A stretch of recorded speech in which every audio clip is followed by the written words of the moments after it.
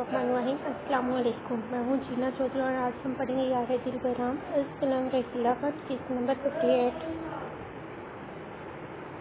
माँ सबके सवालात से बचने की खातिर से मेरा पसंदीदा जैसे रात से जाए गुस्से में बोल कर उठाया था, क्योंकि फ़िलहाल वो इनको इन्फाक के बारे कुछ भी नहीं बता सकता था। जो प्लान हारिस और इसने बनाया था, इसने इन्फाक को सबके सामने ऐसा कहना महद की मजबूरी थी, क्योंकि ऐसे ही वो दरिंदे हशमत और फरोज के मुतालिक जान सकते थे और इसके लिए महद और रुमाना के सामने नफरत जाहिर करना थी।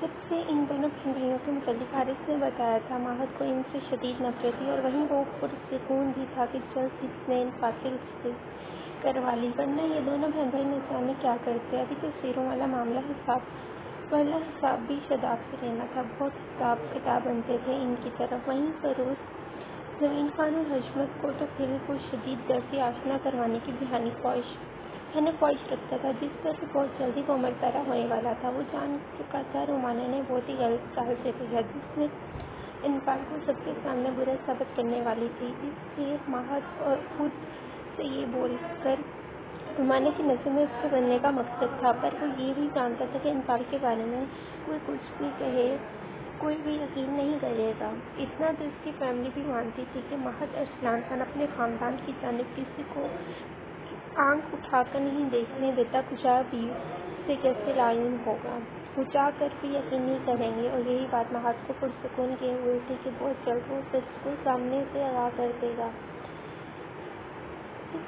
इससे ये प्लान ना बनाना पड़ता अगर हशमत इससे हाथ लग जाता, जिसकी वजह से इनकी फैमिली में दरारें पड़ गई थी।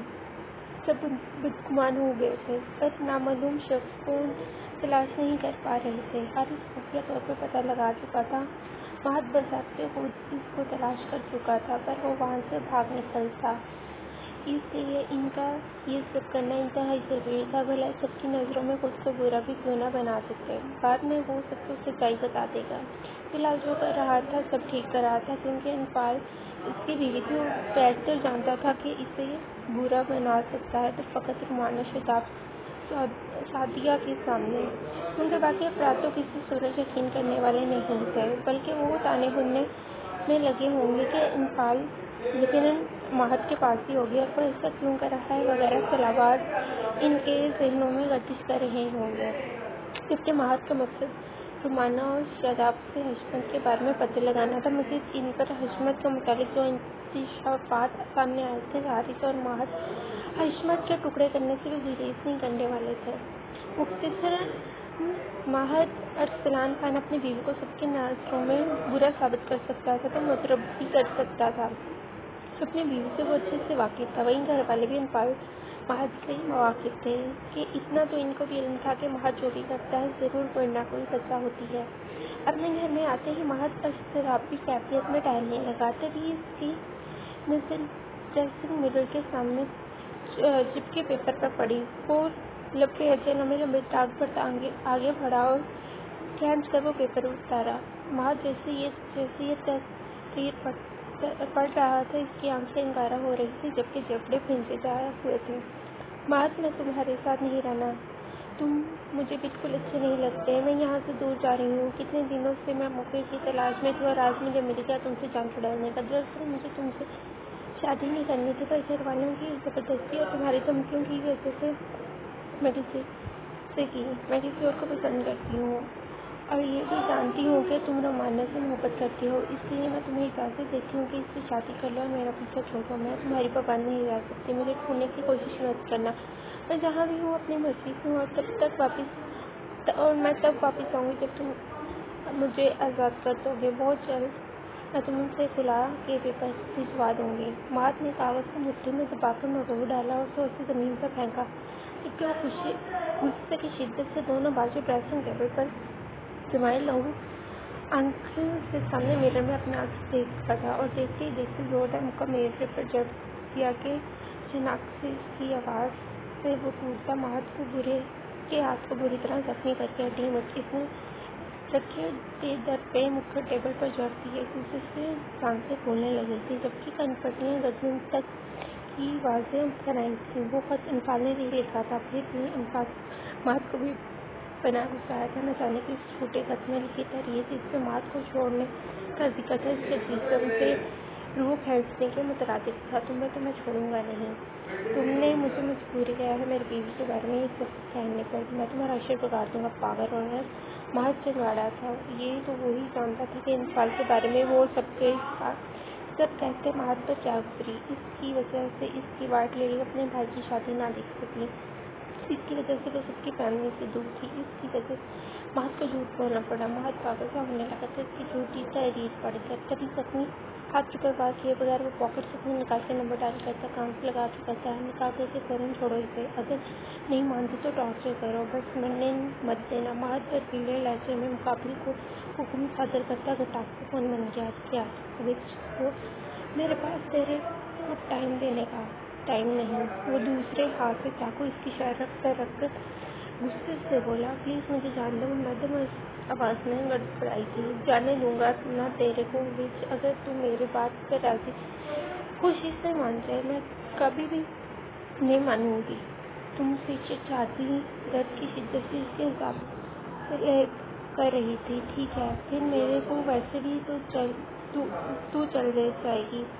निकाह की फरमाइशी तो मैं तेरी खातिर कह रहा था, पर जब तू राजी मैं राजी तो काजी का क्या काम है। वो बनी इसकी गर्दन पर रखकर खुद अपनी खड़ा बबल चबाता बोला कि रुमाने की सांसें अटकी। इसने बोलने की जरा दिक्कत बाकी ना रही। तभी इसका फोनिंग हुआ। इसने पॉकेट से फोन निकाल के गैस कान से लगाया, जबकि निगाहें इस पर जमी हुई थी। न जाने आगे से क्या कहा गया कि इसके लबों पर मुस्कुराहट आई। मैं वो कहना चाहता था कि मैं पहले ही अस्पताल से करने का काम शुरू कर चुका हूँ। इससे पहले ही दूसरी जान से फोन रख दिया गया। इसने कभी से फोन को देखा। फिर रोमानोविच, क्या तू रेडियो है मेरे को झेलने? क्या तू रेडी है मेरे को झेलने के वास्ते? उसके करीब होता इसकी थोड़ी को सच्ची से दबोच किया कि आंखों के नीचे लब से रास्ते फोन पर जमी थी। पास न आओ। वो इसको अपने बेहद करीब आता देखकर जेरे लब गड़बड़ाई। अच्छा दरअसल दिया रिच। वो इसको देखकर मुस्कुराती आवाज़ में बोला कि रुमाना ने फोन से आंखें खोली। दूर हटो मुझसे। वो इसको तकरीबन खुद पर सारा झुका देकर गुस्से से बोली, मुंह बंद रख शांतली। वो चाकू इसके जख्म पर रखकर धारा था। फिर रुमाना चीख पड़ी, छोड़ो मुझे दरिंदे। वो बाज ना आते अति फिर से कपकपाकर बोली, चल तेरे को असल में दरिंदे से मुलाकात करवाता हूँ। फिर तुझे पता चलेगा दरिंदा किसे कहते हैं तो कुत्ते की दूर से सीधी नहीं होगी, इसलिए तेरे टुकड़े कर दूंगा। पहले तेरे को दरिंदे की प्रैक्टिकल तारीफ करके बताऊँ। इसका जबड़ा दबोचे बोला और इसी चाकू से इसकी रस्सियाँ काट दी। रुमाना फटने की हद तक आंखें फाड़े इसको देख रही थी। तभी मुकाबले ने इसे फैंस अपने सामने खड़ा करके इस पर दुपट्टा नोच कर जमीन पर कर दिया। कमीने इंसान, क्या कह रही हो तुम? को 2 कदम दूर को हटती बोली। इसके चेहरे पर मेकअप रोने की वजह से खराब हो चुका था, जबकि बाल बिखरे हुए थे। होंठ और बाजू पर लगी कट से खून निकल और डरी मिसेस के मुकाबले रहम लग रही थी। इस मेरा दिमाग खराब घूम गया तो तुझे मारे बगैर जिंदा गाड़ दूंगा। इसलिए पास आ फौरन। वो स्याह आंखों में सर्द तासीर फनकारा था कि रुमाना की रीढ़ की हड्डी में सनसनी सी दौड़ गई। नहीं, मुझे छोड़ दो। वो मज़ीद दूर होती मंझली आंखों में बोली, तेरे तो साली को झाड़ा। और तेजी से धन उठाकर इसके पाँव के करीब 2-3 पार किए थे कि रुमाना हड़बड़ाकर चीखती हुई नीचे बैठती चली गई। उठ, बहुत हो गया ड्रामा, वरना अगली गोली तेरी खोपड़ी में सुता करेगी। मेरे को इंतजार करना पसंद नहीं। वो आग बरसाती नजरों से इसको झुकते सर को देखकर नफूस से बोला, मुझे शादी नहीं करनी। तुझसे कह भी कौन रहा है? तू इस लायक ही नहीं। तुझसे बस दिल बहलाया जा सकता है। वो लंबे टांग पर हटा इसको बाजू से दबोच कर बोला और इसे यूं ही खींच कर अपने कमरे में आधी टूटी और आधी सही चादर पटका। तुझे कहा था ना मेरे को इंतजार करना पसंद नहीं। तूने मेरी दरिंदगी में मजीद हवा दी है। वो सब आवाज में बोलकर गन जमीन पर फेंक अपनी शर्ट उतारी। रुमाना की आंखें बाहर उगलने को ले کتنی بھی بری سہی پر وہ تھی تو لڑکی ہی، اور اپنی عزت کے خطرے میں دیکھ کر اس کا وجود برف کی مانند ٹھنڈا پڑ چکا تھا، جبکہ چہرہ زرد ہو گیا تھا۔ نہیں چلائی۔ اس سے پہلے وہ اٹھ کر بھاگ کے مقابل اس کی کوشش کو ناکام بناتے اس پر جھک آیا، اس سے پہلے کہ وہ اس کی گردن پر جھکتا، رومانہ کی آواز نکلی، میں تیار ہوں، تم دور ہٹو تو۔ اکراہٹ آمیز لہجے میں بولی، اپنی مرضی سے مانی ہے تو میں نے تجھے فورس نہیں کیا، کیونکہ میرا دل اس جھنجھٹ کے لیے مادہ نہیں ہے۔ وہ تبصرہ اڑاتے ہوئے گویا ہوا، جبکہ رومانہ نے سر ہلایا۔ کمینے گنڈے، ایک بار مجھے یہاں سے جانے دو، پھر میں تمہیں بتاؤں گی۔ اسی لیے دل میں تلمند آئی، خلیہ درست کر اپنا مکاتب پکڑ کے لاتے ہوئے شرٹ پہن کر گن اور چاقو ہاتھ میں لیے باہر نکل گیا، جبکہ رومانہ وہاں سے نکلنے کے بعد اس گنڈے سے جان چھڑانے کا پلان ترکیب دینے لگی۔ شاداب، تم اب تک پہنچی کیوں نہیں؟ حشمت کی غصے بھری آواز اسپیکر میں ابھری۔ کیسے پہنچی چاچا جان؟ وہ گنڈا کمینہ اسے لے کر نہیں آیا؟ کیا مطلب؟ کہاں ہے وہ کمینہ گنڈا؟ حشمت چونک اٹھا۔ پتہ نہیں چاچا جان، جس جگہ اس نے گنڈے لے کر آنا تھا، کل سے اب تک میں ادھر ہی ہوں، پر وہ انفال کو نہیں لے کر آئے، اوپر سے نمبر بھی آف ہے ان کے۔ شاداب جھنجھلایا ہوا بولا، کہیں اس ماہر کو پتہ تو نہیں چل گیا تم اس کی بیوی کو اغوا کروانے والے تھے؟ حشمت نے خدشہ ظاہر کیا۔ نہیں، بالکل نہیں، اس کے فرشتوں کو بھی علم نہیں ہونا جو پلان ہم نے بنایا ہے۔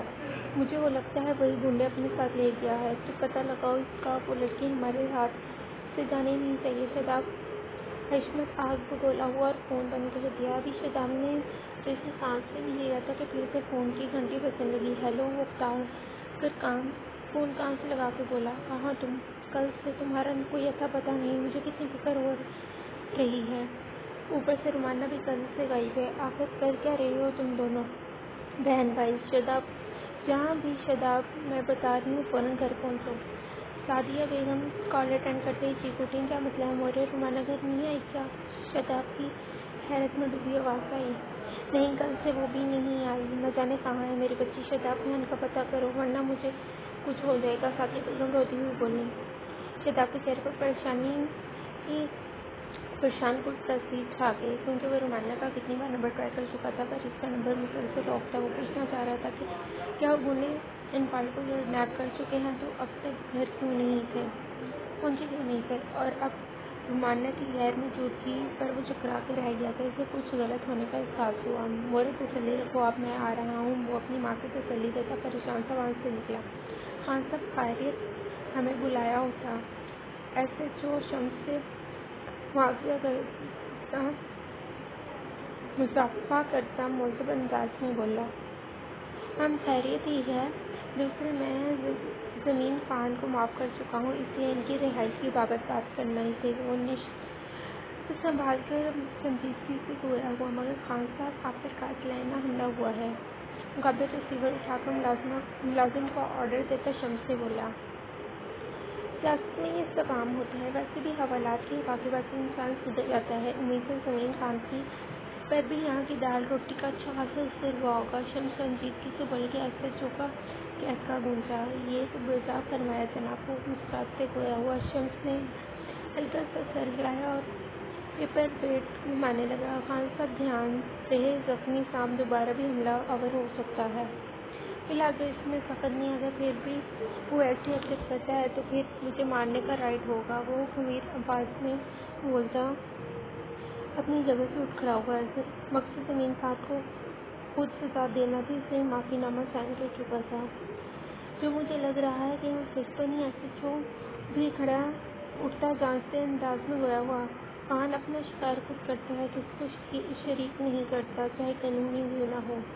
جو خان کی راہ میں حائل ہوگا وہ انجام تو پا کر رہے گا۔ شمس خان اٹل لہجے میں اس کے شک پر یقین کی مہر لگاتا اسے حیرت زدہ چھوڑ کر کمرے سے نکلتے ساتھ ہی خاور کو اس کی سیکورٹی گارڈزن بھی اس کے پیچھے نکلے۔ خاور، شمس گاڑی میں بیٹھتے اپنے خاص آدمی خاور سے گویا، حاجی صاحب تم جانتے ہو تمہیں کیا کرنا؟ سنجیدہ لہجے میں بولا۔